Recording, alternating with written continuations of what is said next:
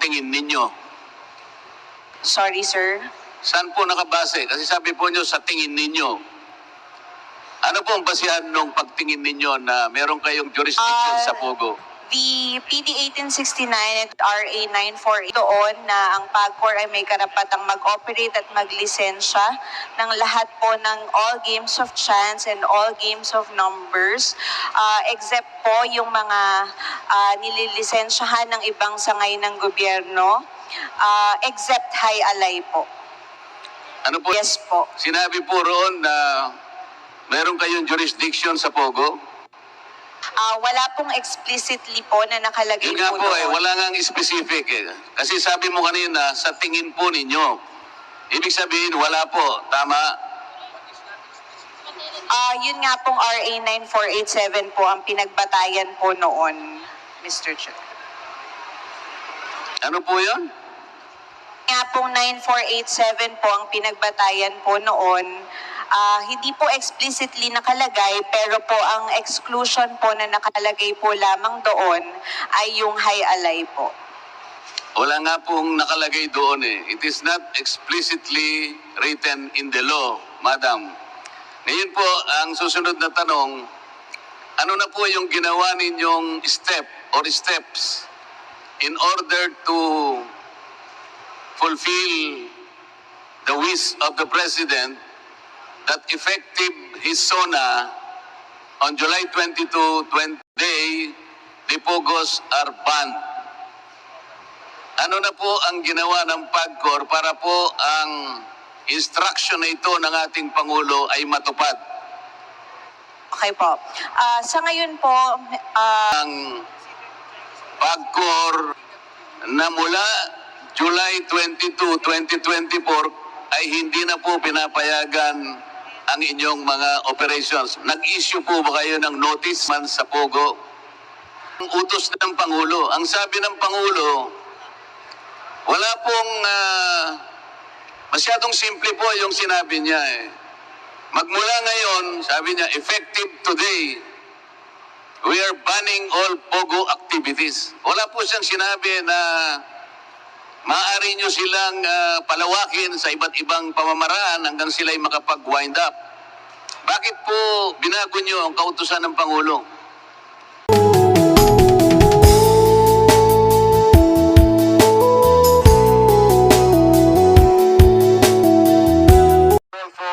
A.R. de la Serna.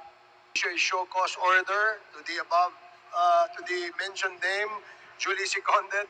Hearing no objection, the motion is approved. And lastly, Mr. Chairman, is Danny Coral, the President and CEO of First Bataan Mariveles Holding Corporation, is present. Danny Coral, is he present? Again, Mr. Chairman, he is not around. I move again to issue a show cause order for Danny Coral. Mr. Chairman. Again, there's a motion to issue show cause order as stated, duly seconded. Hearing no objection, the motion is approved. And lastly, Mr. Chairman, since we have received a letter coming from Attorney Halle Roque, and his explanation is that he has a scheduled court hearing at the Regional Trial Court, Manila, Mr. Chairman.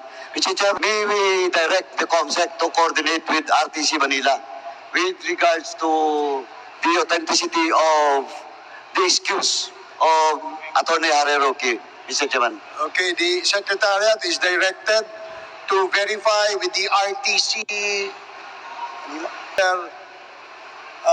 Attorney Harry Roque is present in one of the hearings in the said city. COMSEC, you are directed. So, before the first interpellator would have the opportunity to ask the question, may I direct the committee secretary to please administer the oath of in this committee hearing. COMSEC, you are directed to administer the oath. Thank you, Mr. Chair. I would like to request all our resource persons who were called, please stand, including the cruises. Please, can you please stay closer? Everybody here. Yeah, everybody, all the resource persons, please. First hearing, everybody talaga. Yes, everybody, all resource persons, because this is the first public hearing for this Quadcom. Okay, and please raise your right hand.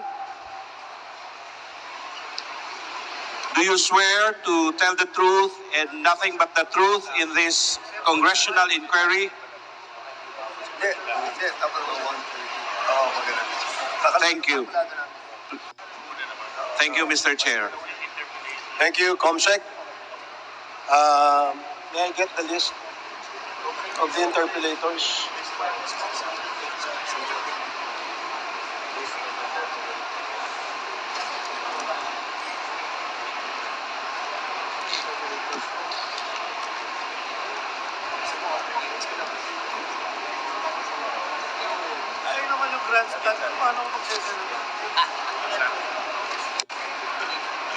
Okay, we'll now proceed with the interpellators of we have a list. And let me remind everybody that if the member will be given 5 minutes, no interjections, no interrupt. Would like to make that clear. The first in the list is Congressman Dante Marcoleta. You are recognized.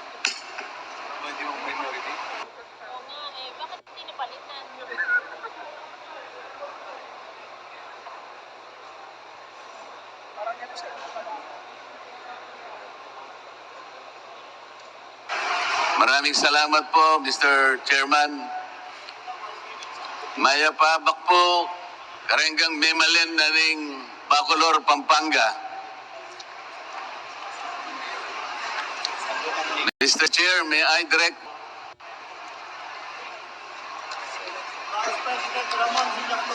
Bagcor, you are recognized. Please respond to the questions of Congressman Marcoleta. Yung PAGCOR po ay may jurisdiction sa lahat ng gambling activities sa ating... Yes, sir. As a general rule, the Philippine Amusement and Gaming Corporation has jurisdiction over all games of chance, except po dun sa covered ng jurisdiction ng other licensing authorities. Ayun pong covered ng local government units at iba pang sangay ng gobyerno po. Pursuant to your charter, based on Presidential Decree 1869, nag-issue po kayo noong 2016 ng Rules and Regulations for Philippine Offshore Gaming Operations. Tama po? Yes, sir.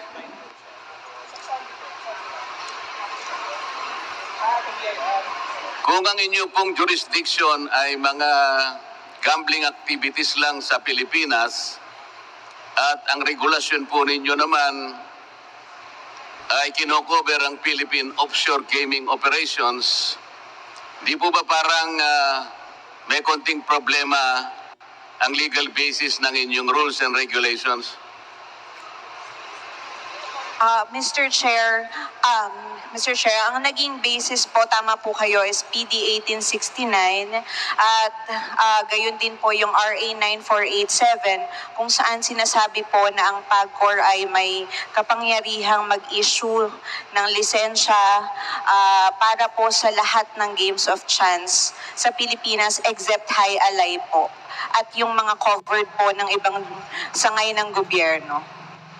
Oo nga po, pero pinag-uusapan na po natin ito, offshore gaming corporations, wala na po yata ito doon sa inyong jurisdiction, tama po? Sa tingin po namin ay mayroon po kaming jurisdiction. However, gaya po ng nabanggit during sa last hearing po ng Public Order and Safety and ang Games and Amusement, kung mayroon pong magko-question ng jurisdiction ng PAGCOR, ay susundin po iyon kung mapapawalang bisa po yung mga batas na nagbibigay ng karapatan sa PAGCOR sa paglaming. Saan po nakabasing legal yung tingin ninyo? Sorry, sir. Saan po nakabase? Kasi sabi po nyo sa tingin ninyo. Ano po ang basihan nung pagtingin ninyo na meron kayong jurisdiction sa Pogo? The PD 1869 at RA 94 doon na ang PAGCOR ay may karapatang mag-operate at maglisensya ng lahat po ng all games of chance and all games of numbers, except po yung mga nililisensyahan ng ibang sangay ng gobyerno, except high alay po. Ano po? Yes po. Sinabi po roon na meron kayong jurisdiction sa Pogo? Wala pong explicitly po na nakalagay Yun nga po po eh, doon. wala nga specific eh. Kasi sabi mo kanina, sa tingin po ninyo. Ibig sabihin, wala po. Tama? Yun nga pong RA 9487 po ang pinagbatayan po noon, Mr. Chair. Ano po yun? Nga pong 9487 po ang pinagbatayan po noon. Hindi po explicitly nakalagay, pero po ang exclusion po na nakalagay po lamang doon ay yung high alay po. Wala nga pong nakalagay doon eh. It is not explicitly written in the law, Madam. Ngayon po, ang susunod na tanong, ano na po yung ginawa ninyong step or steps in order to fulfill the wish of the President that effective his SONA on July 22, 20 day, the Pogos are banned. Ano na po ang ginawa ng PAGCOR para po ang instruction na ito ng ating Pangulo ay matupad? Okay po. Sa ngayon po, Mr. Congressman, nag-aaral pa po ang iba't ibang sangay ng gobyerno kung ano po ang mga holistic approach na gagawin po natin para sa pagpapatupad ng total ban. On the side of PAGCOR po, initially, lahat po ng applications, lahat po ng mga additional sites na ina-applyan po ng mga existing licensees po ay hindi na po prinoseso at tinigil na po lahat ng pagproseso ng mga applications at anuman pong makakadagdag pa sa operations ng POGOs, ng internet gaming licensees. Additionally, effective August 1, 2024, nagpatupad na po kami ng hiring ban para po hindi pasahin po ng comprehensive plan of winding down on operations lahat ng ating mga operators at susundan po iyon ng PAGCOR para po tuloy-tuloy po yung maayos na pagpapaliit ng kanilang operations hanggang December 31, 2024. Kami din po ay in constant coordination with the Bureau of Immigration and Department of Labor and Employment para naman po sa mga empleyado na maapektuhan ng ban. So, nagko-coordinate po kami kung paano po mabibigyan ng lalong-lalo ng mga Pilipino at paano po sila matutulungan eventually pagka po na-displace po sila dahil sa ban. And yung mga foreign nationals din naman po makalabas ng bansa at hindi po magkaroon ng kaguluhan. Ito po yung mga pinagpepreparahan po natin para po eventually sa wind down and close down of 31, 2024, nakalatag na po yung mga plano ng iba't ibang ahensya po ng government po.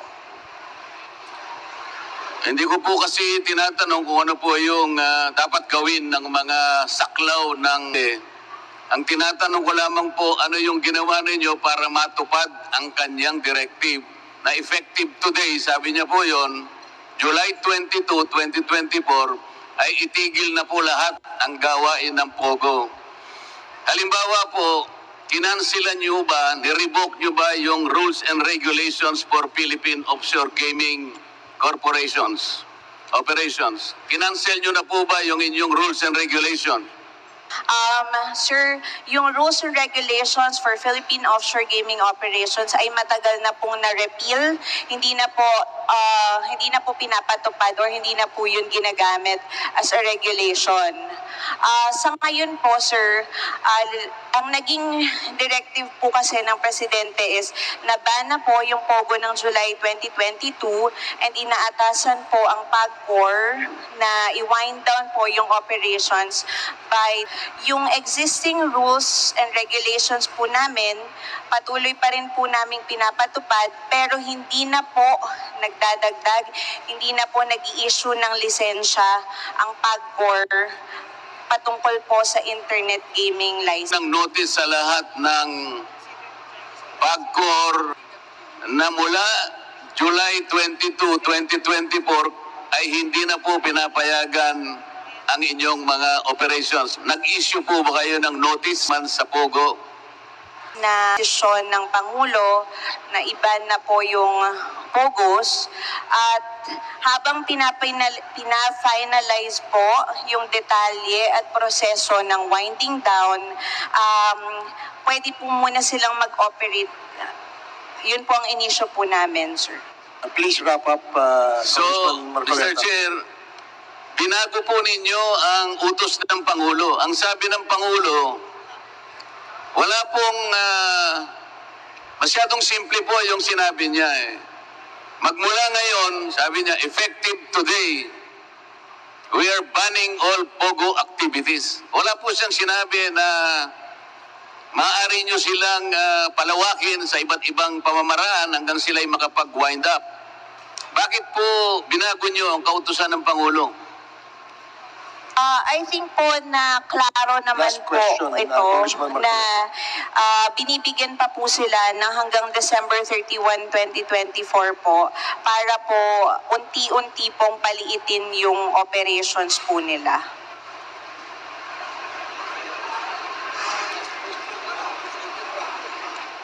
Mr. Chair, hindi po maliwanag yung sagot nila. Para sa akin ay binabago po ninyo yung kautusan. Napakasimple po ng kautusan ng Pangulo.